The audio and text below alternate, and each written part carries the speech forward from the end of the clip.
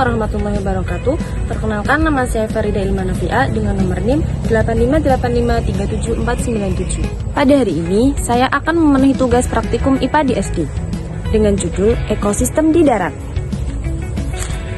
Tujuan praktikum kali ini yaitu membandingkan komponen-komponen yang terdapat pada ekosistem darat alami dan buatan.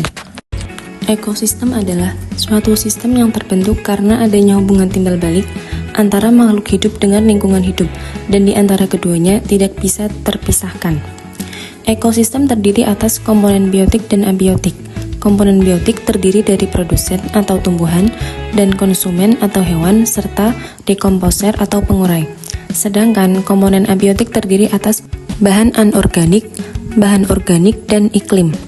Dari cara terbentuknya, ada dua jenis ekosistem, yaitu ekosistem alami dan buatan. Contoh ekosistem alami adalah hutan, padang rumput, gurun, gunung. Sedangkan contoh ekosistem buatan adalah sawah, taman, dan kebun. Ekosistem alami merupakan ekosistem yang sudah terbentuk dari proses secara alami. Sedangkan ekosistem buatan merupakan ekosistem yang sengaja dibuat oleh manusia dengan tujuan untuk menjaga keseimbangan hidupnya di dalamnya. Adapun alat dan bahan yang saya gunakan, yang pertama ada alat tulis, tabel pengamatan, aplikasi barometer, dan alam sekitar. Yang pertama, kita akan menuju ke ekosistem darat alami. Ayo ikut aku. Komponen abiotik beserta kondisinya di hutan antara lain kondisi cahayanya sedikit mendung dengan suhu 29 derajat, kondisi tanahnya kering, air yang mengalir, dan angin yang semilir. Kemudian kita akan mengamati komponen biotiknya yang terdiri dari tumbuhan dan hewan. Yang pertama ada pohon talas, yang kedua ada pohon pisang, yang ketiga ada pohon pepaya, yang keempat ada pohon rambutan. Keempat tanaman tersebut saling berinteraksi dengan komponen abiotik di lingkungannya, di mana tanaman membutuhkan cahaya matahari, air, dan juga tanah untuk membantu proses pertumbuhan dan perkembangannya. Selain itu, di beberapa tanaman juga membutuhkan hewan yang dapat membantu proses penyerbukan. Selanjutnya kita akan mengamati beberapa hewan. Yang pertama ada semut, yang kedua ada kupu-kupu, yang ketiga ada jangkrik. Hewan-hewan tersebut juga berinteraksi dengan komponen-komponen biotik dan abiotik di lingkungannya. Mereka membutuhkan air, oksigen, dan makanan untuk terus bertahan hidup dan berkembang biak. Dalam hal ini, tumbuhan sebagai produsen dan hewan sebagai konsumen. Selain itu, terdapat juga dekomposer atau pengurai. Mereka adalah makhluk hidup atau organisme yang memperoleh energi dengan cara menguraikan sisa-sisa makhluk hidup lain yang sudah mati.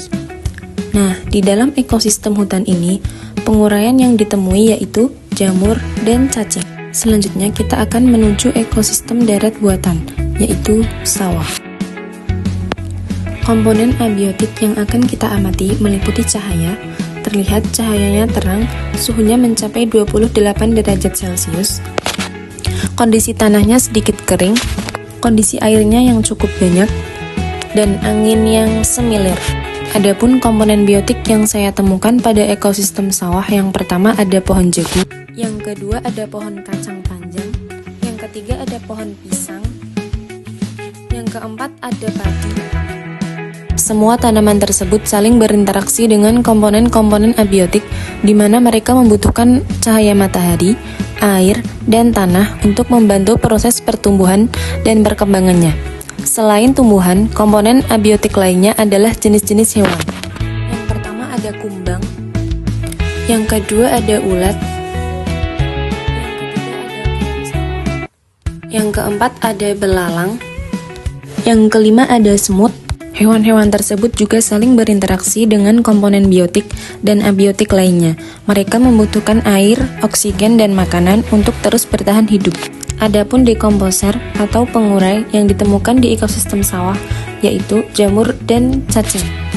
Berikut adalah tabel hasil pengamatan komponen abiotik dan biotik ekosistem darat alami dan ekosistem darat buatan.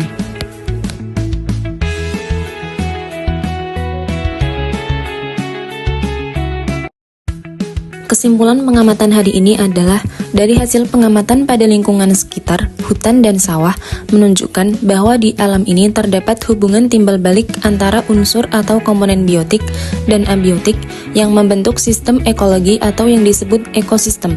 Interaksi tersebut mendukung keseimbangan alam yang menguntungkan bagi makhluk hidup termasuk manusia. Sekian praktikum pada hari ini, sekian dan terima kasih.